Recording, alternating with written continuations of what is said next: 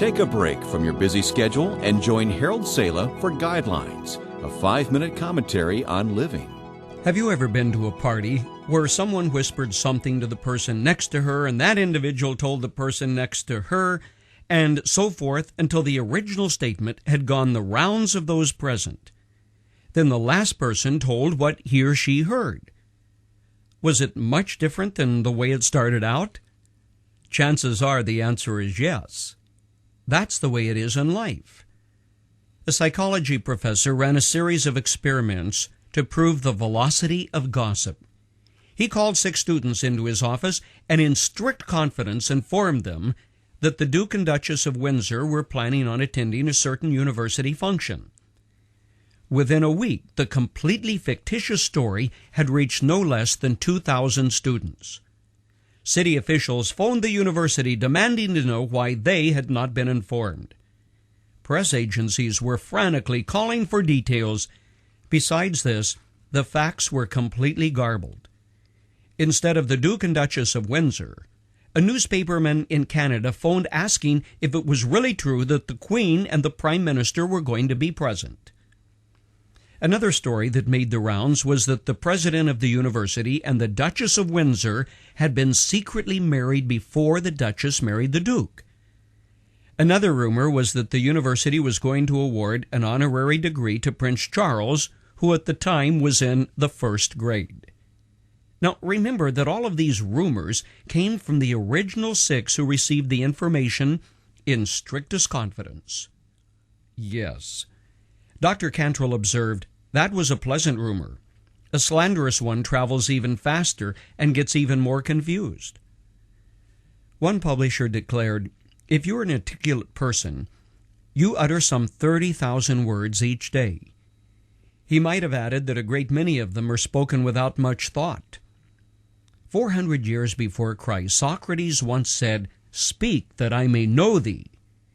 He meant that what you say indicates who you really are. But a greater than Socrates, Jesus Christ once said, out of the overflow of the heart, the mouth speaks.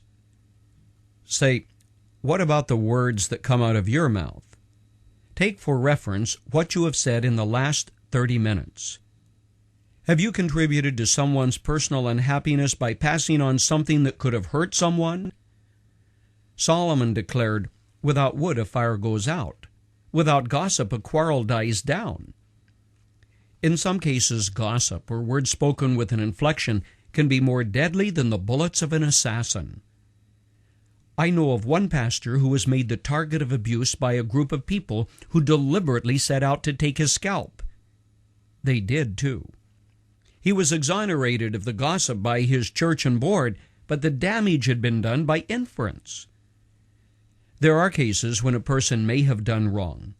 The person has feet of clay and the person fell. Yet there are times it is better to say nothing than to pass on the truth with malice. To the Ephesians, Paul wrote, speak the truth in love. He didn't suggest that honesty and integrity are enough. He said, make sure that you say it in love, or else don't say it even though it is true. Let 3 tests guard what you say. Number 1, is it needful? Number 2, is it kind? Number 3, is it true? Christ said, for by your words you will be acquitted, or by your words you will be condemned.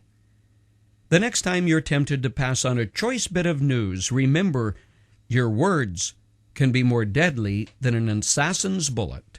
Careful how you aim them.